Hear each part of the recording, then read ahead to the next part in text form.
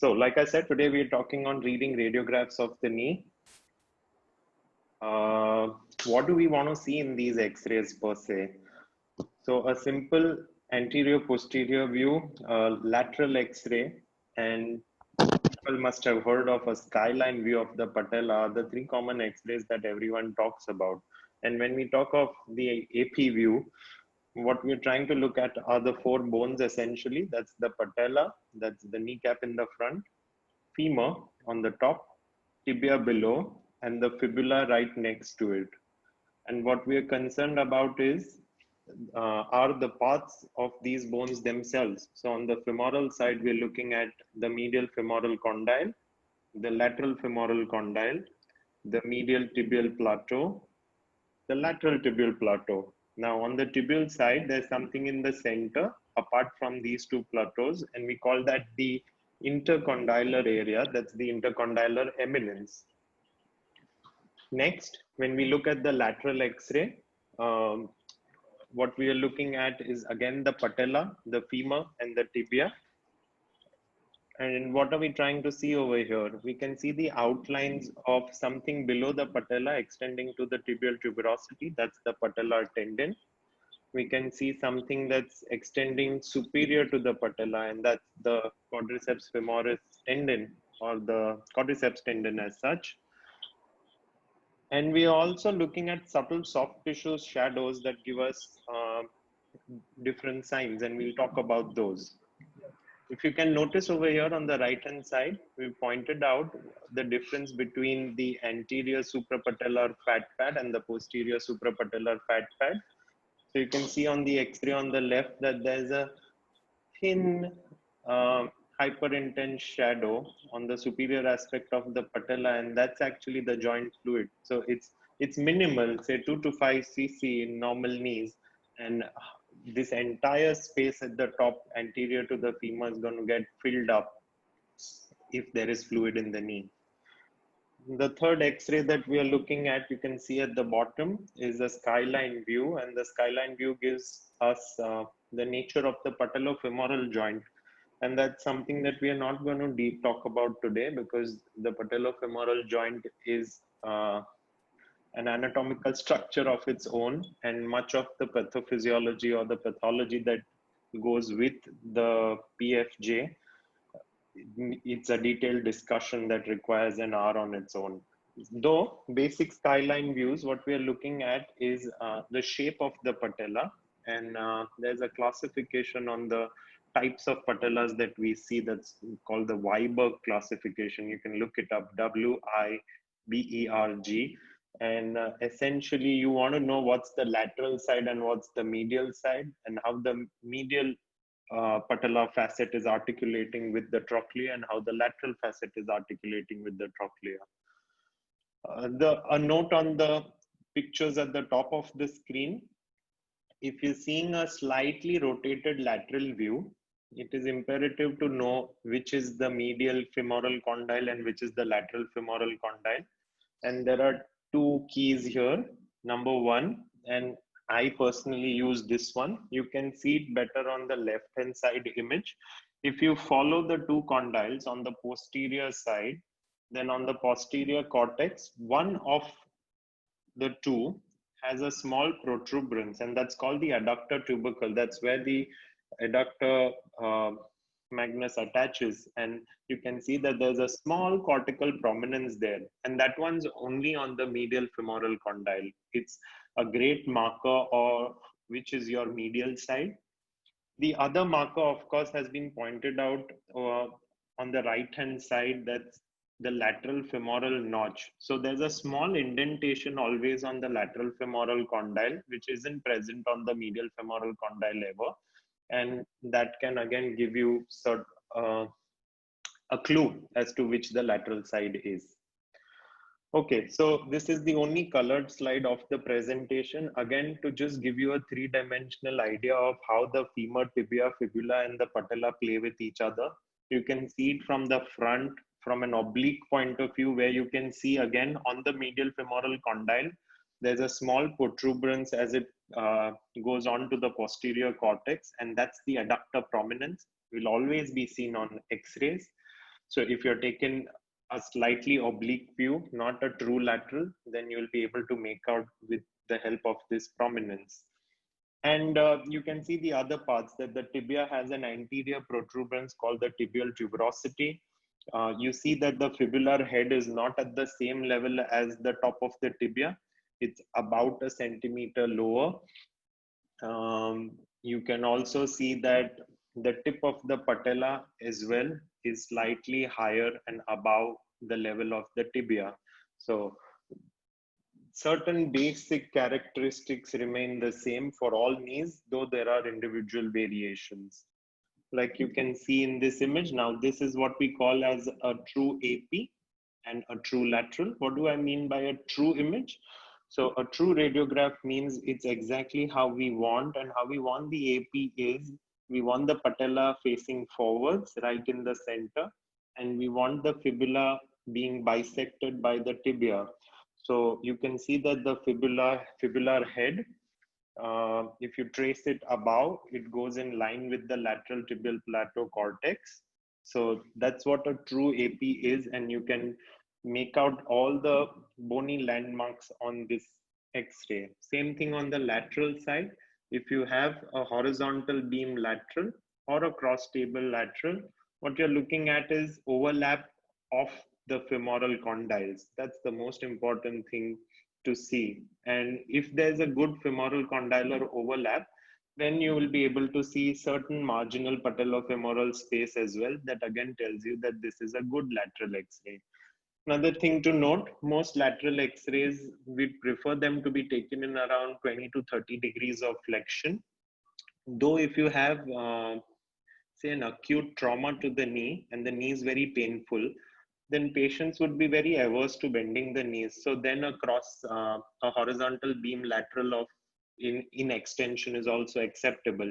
In fact, most of the times, if you want to pick up hemarthrosis in the knee, then just horizontal projections of the lateral in extension are much better than the flexed knee position. All the markings over here are self-explanatory, but I'm assuming that you already know the parts of the knee. We also must look at adolescent and pediatric X-rays very differently. With the patellofemoral joint, this is one thing that I'm not going to cover in the presentation.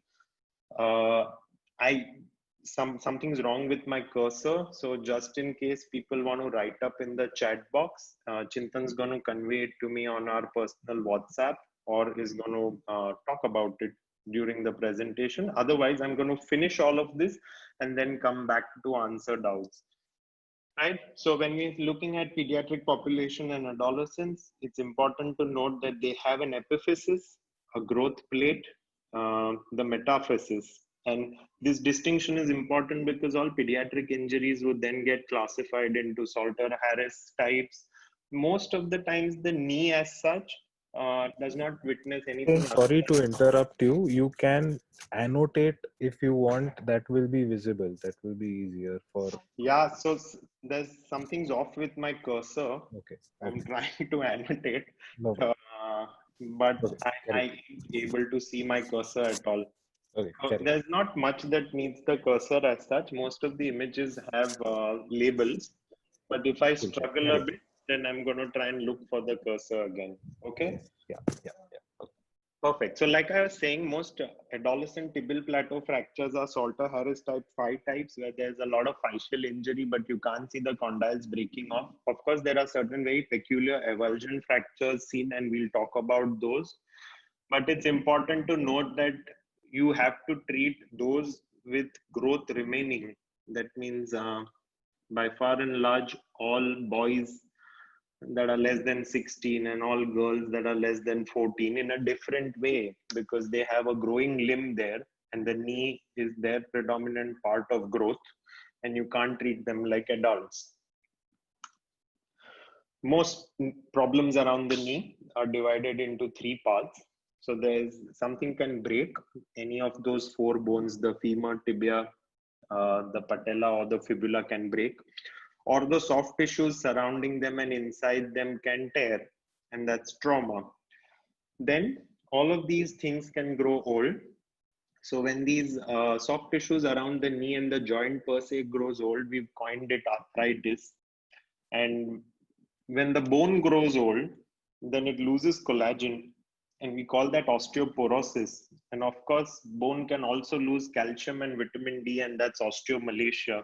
But on the radiographs, on the X-rays, we have a generic common term that's called osteopenia. That means the bone doesn't look the same, and that's the bone growing old. So the bone grows old and the joint grows old, and everything else is some amount of inflammation. So there may be rheumatoid arthritis, various different types of inflammatory arthritis, including gout and calcium pyrophosphate disease.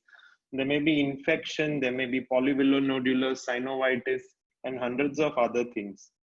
Now, everything that breaks and tears, that's trauma, we should be able to pick up on X-rays and MRI. That's radiology. Everything that grows old, as far as arthritis is concerned, we'd like to pick up on the X-rays, not even go for MRIs. And as far as the bones are concerned, again, we can pick them up on the X-rays if the bone is growing old, if there's osteopenia. But of course, we'd like to supplement with investigations like a DEXA scan, or trying to get their alkaline phosphatase and calcium and phosphorus and other serum markers.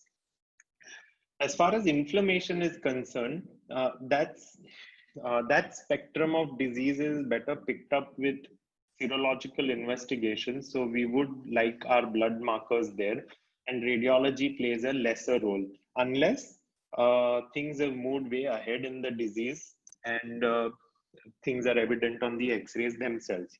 So most of the presentations, then when we talk about knee radiology, learning things, reading radiographs of the knee, we're talking about things that have broken up in and around the knee, and we're going to pick that up on the X-ray.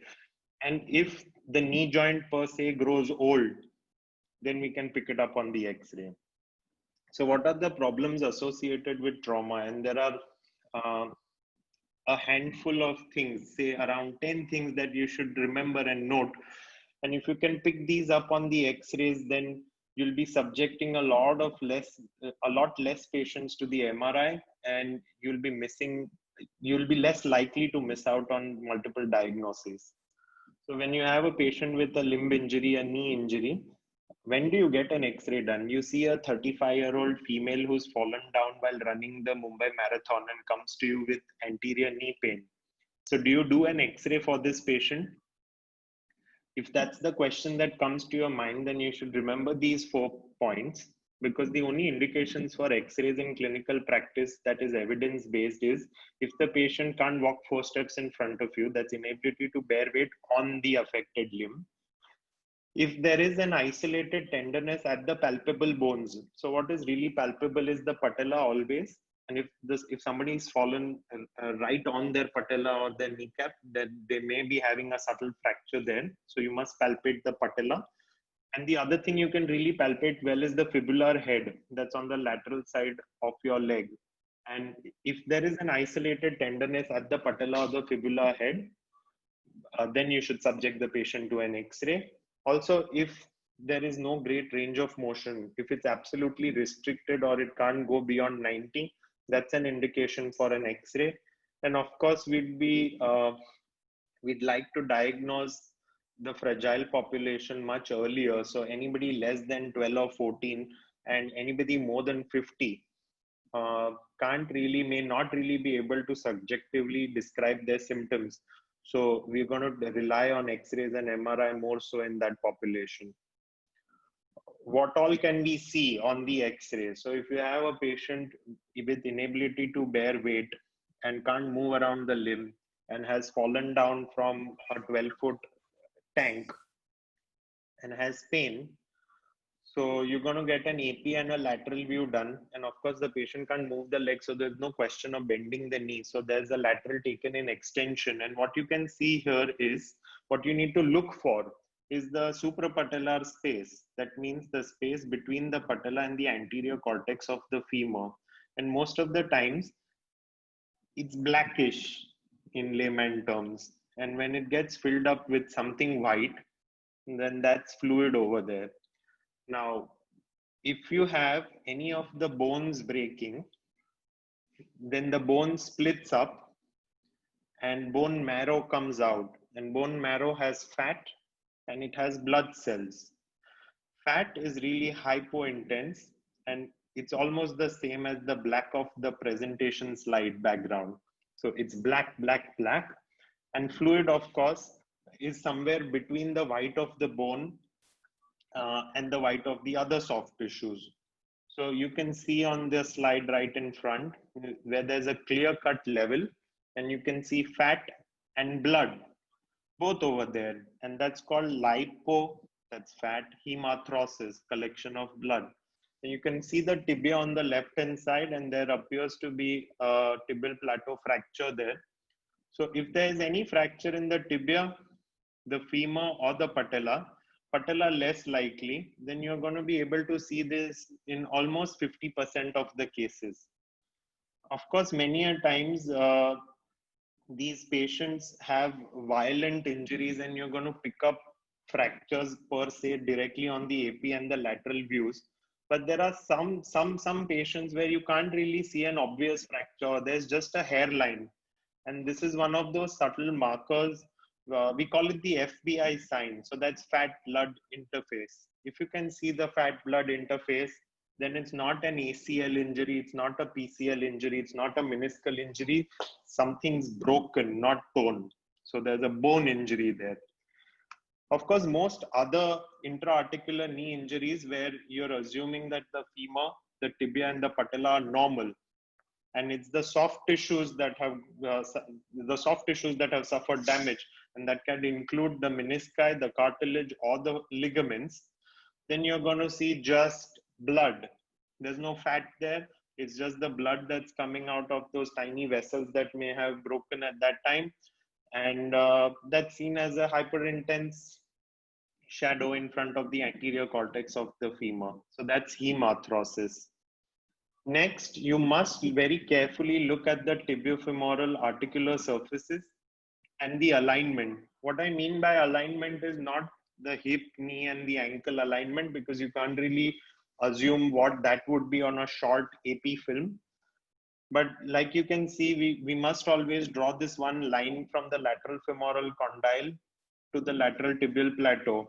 On the outer side, you can see this line there. And if this line has played, if the tibial plateau has suffered an articular side fracture, that's not significant. Maybe even orthopedic surgeons miss it out. If you follow these guidelines and you see that there is playing of the tibial plateau more than 5 mm, then it's very indicative of an articular tibial plateau fracture. The other thing that you need to very carefully see is the surface of the tibia itself. Same goes for the surface of the femur. And sometimes if you just have a small osteochondral injury, you're just going to see a small divot at some point. And that's your first key to pick up before you subject the patient to a CT scan or something else. So we're thinking of CT scans for most bone evaluations and MRIs for the soft tissue evaluations. But it's very important to pick up what's gone wrong predominantly, whether it's bone or soft tissue, so that the patient's next investigation can be chosen. If the patient's tibia and femur, the articular surfaces are normal, then you're next looking at certain other parts of the tibia that have come off. So what all can come off, you can see on the top right, there's the ACL and the PCL, and the ACL is attached between the two intercondylar eminences towards the front end of the tibia, and the PCL is attached right behind. What you can see in the X-rays is on the left hand side, the ACL coming off the tibia, and on the right hand side, the PCL coming off the posterior part of the tibia. So these are ACL and PCL avulsions. You must look for them because yes, most patients do have hemarthrosis. Some of them have come to you after 2 weeks or 3 weeks where the hemarthrosis has subsided, and some other clinician may have considered these X-rays to be normal. And before you subject the patient to an MRI, you must remember that these avulsions are actually better picked up and better classified on X-rays themselves. So my surgical treatment for an ACL avulsion, we use a classification called as McKeever, and the modified McKeever classification is better represented by an X-ray than an MRI. So my surgical decision most often relies on the X-ray than the MRI. What we do is, if there's an ACL avulsion, we'll arthroscopically fix it with sutures and try and pull them down, and see, if you can see on the left hand side image, the ACL has come off with a bone fragment from the tibia, and we try and push it back in place with with an arthroscopic suture bridge fixation without having to open the patient. Same thing with the PCL as well. There are 2-3 ways of fixing it. Earlier we used to have a small posterior approach and fix these avulsions, but now we can do them arthroscopically with a suture bridge fixation. The other type of avulsion that you must remember, before we come to that, this photograph is put in place to remind everyone that when we're looking at the pediatric or the adolescent population, we don't see soft tissue ACL injuries. 90% of the ACLs that we see in this population, say between 10 and 15 years, is an ACL avulsion. So it's the soft tissue of the ACL is not the weak point in these bachus. So it's the apophysis that's attaching over there, and that comes off. So most of the ACL avulsion work that we do is in the adolescent population. You must remember that this is an injury that you must pick up on the X-rays in these kids. So again, this gives us in detail of what has happened to this patient. You can see the ACL and it's attached to this intercondylar eminence. Only the part where the ACL is attached can come off, or sometimes, rarely in these cases, you can see that the entire intercondylar eminence fragment. So it's a huge chunk and may not be able to fix with just one screw as such, and may require something else. The entire chunk, everything between the two plateaus has come off the tibia. Again, very common and seen in adolescents. Then what else gets avulsed of the tibia and the fibula? So you can see on the left hand side, on the lateral side of the tibia, we have the Gerdy's tubercle where the iliotibial band attaches, and we have the lateral collateral ligament. That's the LCL that moves from the lateral femoral condyle to the fibula. Between these two, so that's between the LCL and the Gerdy's tubercle ITB, there's the anterolateral capsule, or recently described by Bellamons, the anterolateral ligament. And the anterolateral ligament attaches to this part of the tibial plateau between the fibula and the Gerdy's tubercle. And sometimes when you have an ACL injury that involves a larger pivot of the knee, then this fragment from the tibia comes off, and that we call as a Segan's fracture. And we'll see the X-rays of this one. Again, on the lateral side itself, the fibula head is one epicenter of lot of attachments. So it has the LCL like we just spoke of. It has the popliteofibular ligament. It has the biceps femoris insertion. And at any point, if there's traction on any one of these ligaments, it's going to take the head of the fibula off, like you can see in this X-ray. So apart from ACL and PCL avulsions, in a traumatic patient where there is no obvious femoral condyle or tibial plateau fracture, you must look for fibula head avulsions, and you must look, if not the fibula, then the lateral tibial plateau must be seen very carefully to see if a chip has come off, like you can see in this X-ray on the left, and that's a Segan's fracture. A Segan's fracture is an avulsion injury of the anterolateral capsule tibial attachment, or the anterolateral ligament tibial attachment of the tibial plateau. And it's seen just like this. Most of the times we conserve these Segan's fractures because the predominant injury in the patient is an ACL with certain other intra-articular injuries, and those are tackled. But if it's really displaced and the patient has a grade 3 pivot shift, then we would go in and fix the seconds as well. I don't have a picture right now, but I would also like to mention that there's something called as a reverse seconds as well. So something on the opposite side on the medial tibial plateau, if a chip comes off, then that's a different pattern of the injury. What I'm trying to say is you must look at the rims. So avulsions don't only mean that the cruciates come off the tibia in the center.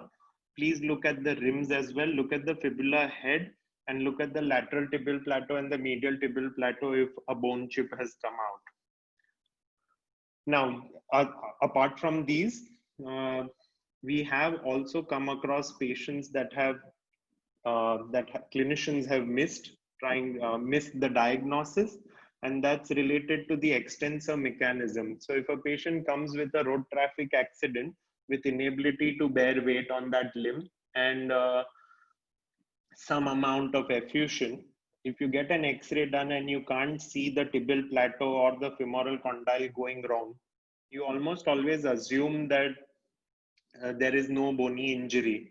But it's very important to look at the lateral x-rays and make sure that the patient's extensor mechanism is intact. Many a times, so there are two x-rays over here. The one right in the center shows that the distance between the patella and the tibial tuberosity is really increased. That means there is a patellar tendon avulsion. And the one on the extreme right shows that the patella has come down a bit, and it could possibly indicate a quadriceps tendon injury. So this segment of patients, I mean this group cohort of patients on the right with a quadriceps tendon injury, most of the times don't have great amount of hemarthrosis. They are able to extend the knee because the retinaculum hasn't broken, and the patella doesn't move down great amounts. So the X-ray on the right hand side almost looks normal, but it's very important to see these patients clinically, and you'll be able to feel the dimple just above the patella.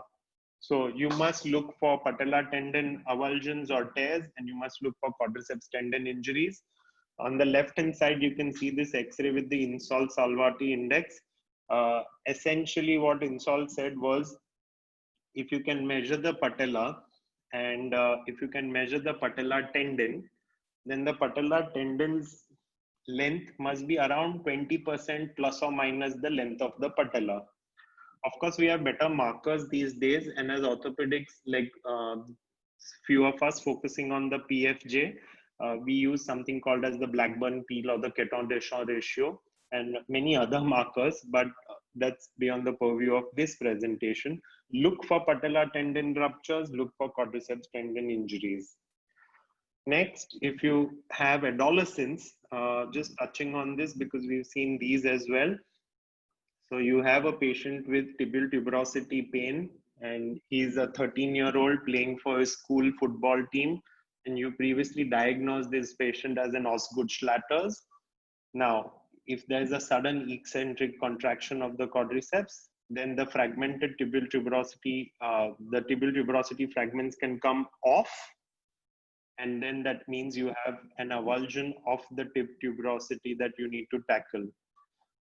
You can fix these, but the idea is to look for it. So if you look at the X-ray, if there was no white arrow involved, you would just think of this as a normal X-ray with the patient having an Osgood-Schlatter's. But no, this is an avulsion, and it would be associated with point tenderness at that point, and the patient giving you the complaints. And you need to pick these up. Now we need to look at certain other markers which can confuse us. One of them is the fibula. That's a sesamoid in the lateral head of the gastrocnemius. I have many of my colleagues coming down and asking me about, hey, is this something broken inside the knee? But it's not, it's a normal finding or a variant. What you can see on the right-hand side are the different variants of a fibula. So A is something that we see very routinely on the lateral X-ray. And we must remember the fibula is best picked up on a lateral, just behind the femoral condyle. And you can see B where it's a little flattened out and sclerosed. And C and D where it almost looks like an osteophyte. And it is sort of an extension of an osteophyte where the sesamoid has grown on to become bigger as the patient's got arthritis.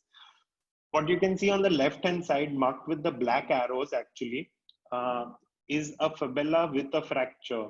So this is a rare entity, but it has been described. So if you have patients with everything looking normal, the MRI also showing no bone marrow edemas and all the ligaments being okay, and the patient has great pain on the posterolateral aspect of the knee, you must look for something like this. It's most of the times missed out on the MRIs because the films don't go far back, or they just have bigger cuts involved, so the slices just miss the fibula and the X-ray can pick it up. What's a slamella? Slamella is a sesamoid in the popliteus. Most of the times better picked up on the AP, again a normal finding, and it's right around the popliteal groove on the femur. So you can see one on the X-ray that's come up on the screen. Next, when you're looking at patella fractures or you're suspecting a patella fracture, you must remember that a segment of the population has something we call as a bipartite patella. Again, this is an ossification anomaly, but a normal variant where you can see the supralateral aspect of the patella is a separate fragment, but it's not actually fractured off. And there are rare case reports where the bipartite fragment can fracture as well, and it has been fixed, or the bipartite fracture can be perennially painful, and there are treatment techniques for that. But don't confuse it as an acute patella fracture. On the right hand side, you can see an X-ray that looks almost normal, except for a fragment that's seen on the medial side of the medial femoral condyle, very close to the medial femoral epicondyle. So that's an ossification of the femoral insertion of the MCL. So the MCL, the medial collateral ligament, would attach on the femur close to the medial femoral condyle. And it's one of the commonest injuries. Femoral MCL injuries are one of the commonest sports injuries seen. Most of the times conserved. Many a times patients don't even reach their docs. They just have persistent pain that goes away over a period of 2 to 3 weeks. Now, if you have a chronic MCL lesion, that means the MCL has healed on its own, then over a period of time, there can be ossification at its femoral insertion. And this is called a Pellegrini-Stader lesion. This is again not something, no bone that's come off, nothing acute, not related to any acute trauma, but just ossification of a chronic MCL tear from the femur.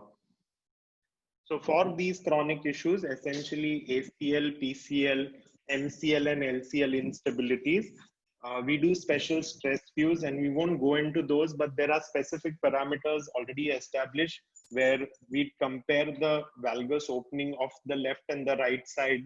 We'd compare the movement of the tibia over the femur of the left and right side and judge the instability and the direction in which it's present.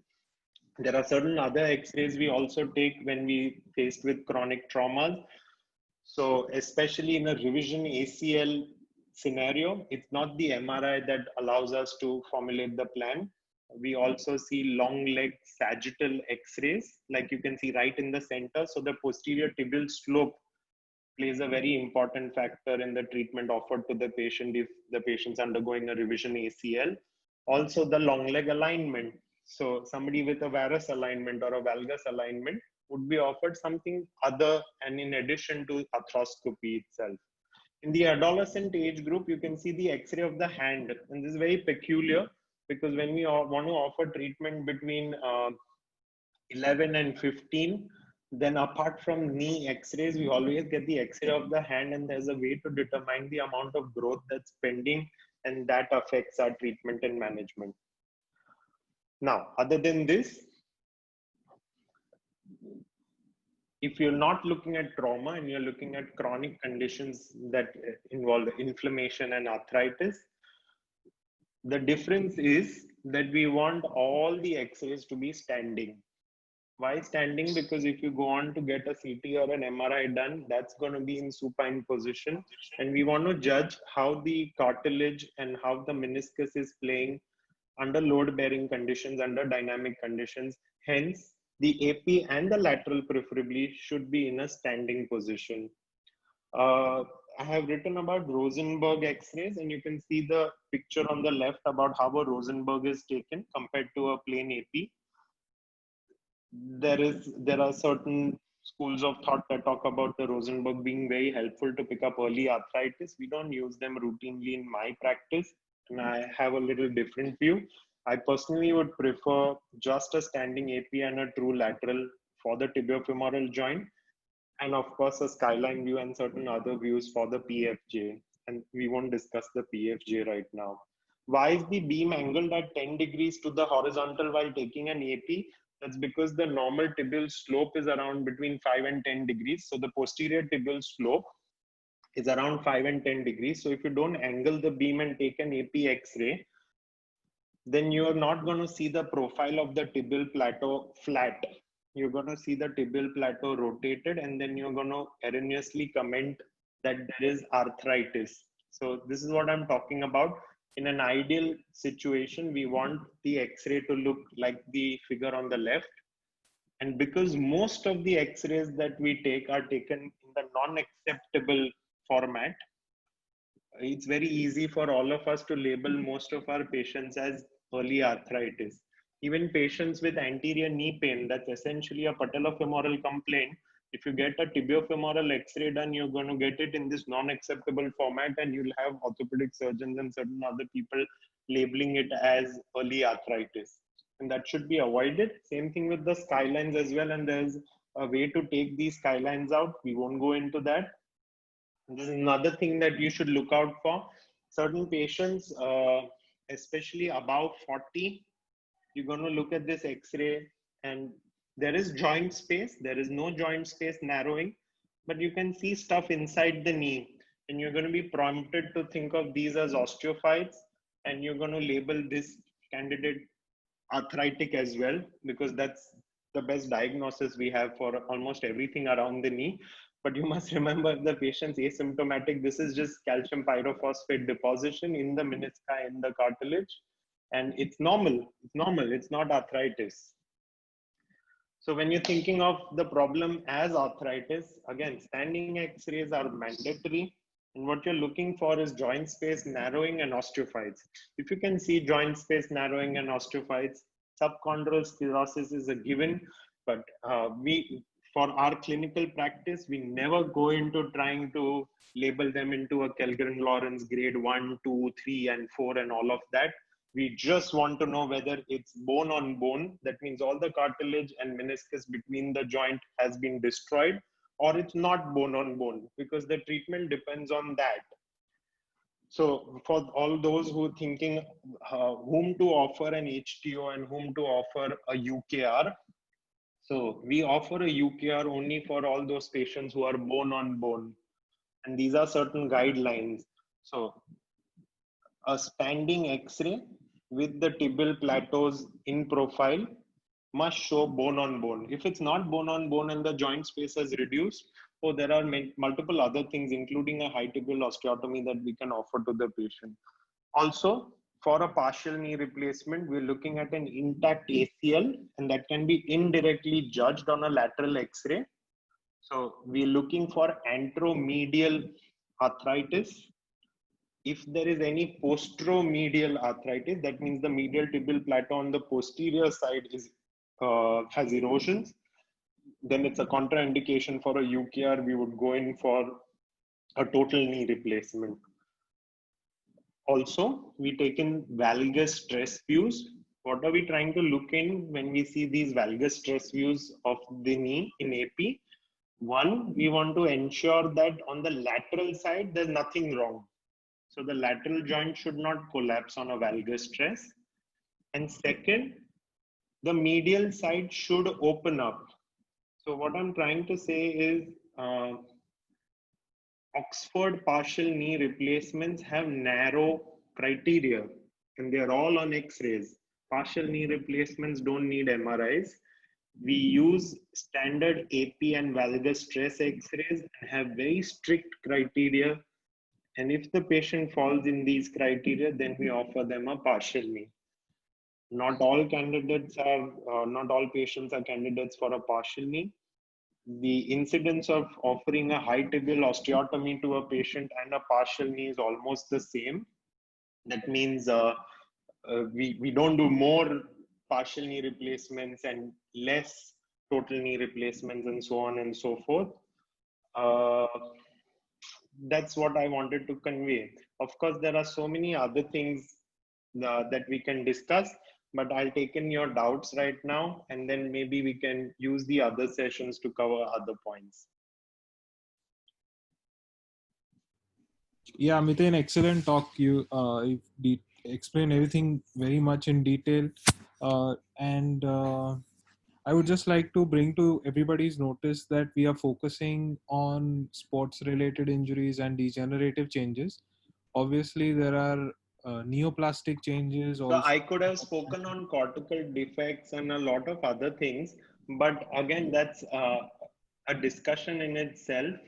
Involves a lot of issues. For example, we see again, I keep talking about adolescents because we handle the arthroscopy department at SRCC hospital as well, and we see children coming in with knee X-rays, and the discussion for oncology, for example, and certain cortical defects for adolescents and adults go hand in hand, and they are totally different. What you can think of as a giant cell tumor or an osteoclastoma in an adult is just a cortical desmoid in an adolescent. So Exactly. we can take these questions later. I mean, or we can take a separate presentation on that. But this essentially focused just on trauma. There's a completely different discussion on arthritis again, but we can take that later as well. Okay. So, Miten, I am just asking you a couple of questions that have come in. The first being is, are there any chondromalacia patella, the changes of chondromalacia patella which can be seen on an X-ray? So chondromalacia per se, if we take it literally, means the cartilage on the patella surface is going wrong. Something is happening to it. So you can't see cartilage on X-rays. But if there is advanced patellofemoral arthritis or there is a patellofemoral subluxation, then you can definitely see it on a skyline or a merchant's view. So you can pick up proxy markers, but not directly chondromalacia itself. Yeah. Another one is, can plica syndrome be diagnosed on X-rays? It can't, unfortunately. Again, there are certain reports or there's some evidence that chronic plicas can lead to fissuring of the femoral condylar cartilage, and sometimes that can be picked up as a small divot on the lateral X-ray. But by far and large, we can't pick it up on an X-ray. And the last question that has come is, what investigations would you suggest for gout? Or are there any X-rays in particular that help you to pick out gout on a patient? So I would be so I have a bias on this question. Great question there, because I'm a knee surgeon and I don't frequently see patients with heel pain or elbow tip pain who, I mean, that those are the commoner presentations of people with raised uric acid levels. But I generally see gouty synovitis or arthritis where people will come with asymmetric single joint, single knee swelling, and then you aspirate and you can look for either uric acid crystals or CPPD. And we differentiate between calcium pyrophosphate and gout on the basis of microscopy. Of course, all these patients are advised an ESR, a quantitative C-reactive protein, and uric acid. Perfect. One question from me is, this is mainly related to management of acute knee trauma, where you and your slides excellently depicted the hemarthrosis that you could pick out on an X-ray. Now, in such a situation, because this is quite common that the physiotherapist also sees on field, is there any acute management that is advisable for such patient? Is there any value for aspiration So of the fluid? Is there any if value? you're on field or field side per se, then of course aspiration and all of that goes for a toss. All you need to do is make sure that there is no dislocation. Look out for all the emergencies. So we need to know that there is no neurovascular deficit. The tibia, the femur, and the patella are placed against each other. That means there's no persistent dislocation. And if these two things are ruled out, then all you can do is go with the traditional teaching that talks about icing, rest to that limb, and you can actually immobilize it in a long knee brace or any other splint that we have. No need of tight compression bandaging per se, though there are two schools of thought on that, and there would be people who would be talking of using a crepe bandage on the knee. We believe that that would hamper the icing per se. So immobilization, icing, and rest. Very minimal role for limb elevation as well. Any indication for aspiration of such a patient? There are again, So now assume that this happens and the patient comes to you in 48 hours to the clinic. So the indication for aspiration is your clinical perception that the fluid is more than 50 ml or 60 ml. So and that you could reduce that to 40 as well. So the normal knee synovial fluid levels are between 2 and 5 cc. Anything up to 20 to 30 cc, the body can absorb. Anything more than that, the body is going to take a lot of time. And anything more than 40 to 50 cc, the body will never be able to absorb. So you need to help the body and you need to aspirate. so how do you really estimate that? It's a clinical judgment. So they talk of these clinical tests where you see the patella allotment and all of that. But what we try and tell everyone is try and see your regular patients more often. Try and look at the patellofemoral joint more often clinically. So if you place your thumb and index fingers of both your hands at the superior and the inferior aspect of the patella and feel for the grooves in all normal patients, including yourself, you'll know how close the patella lies to the femoral condyles. And then you can start seeing patients with effusions as they come your way to the OPD, and you will realize the difference between 20 cc, 40 cc, 60 cc, and 80 cc. Okay. Excellent question. Another question coming in just now is Yeah, I'm seeing that whether ONE will affect height of the person. It's a mathematical question actually. Intelligent. Maybe if the varus I mean, I can quote some literature on that, though I don't know the authors, that if the varus deformity is more than 25 degrees, then they did some Pythagoras theorem and they realized that the height of the patient reduced by certain mm. I don't remember the details, but that's so what we want to know is whether, so height may be reducing if legs go into varus or valgus, but can the patient perceive it? So the patient can perceive it only if the difference is more than 1.5 centimeters. And for that, the varus and the valgus deformity needs to be substantial, maybe more than 20-25 degrees. great. I think that's all the questions, and you've stuck to our time limit. So well done. Perfect. And thank you everyone for joining us and for your patience. Super. So I was just wondering, we were thinking of taking the next Sunday discussion on MRIs of the knee and shoulder. Chintan can do the shoulder bit and I can do the knee bit. We'd love to have your suggestions on whether we should do this or we should take up some other topic. Of course, we can't dwell into absolute details, but I think what's clinically relevant needs to be discussed, and we'll try and ensure that we use your time fruitfully. Thank you for spending an hour on Sunday with us, and hopefully we've justified your time. Right. Thank you so much, Chintan, for being there and helping me out with this. Thanks. Yeah. Bye.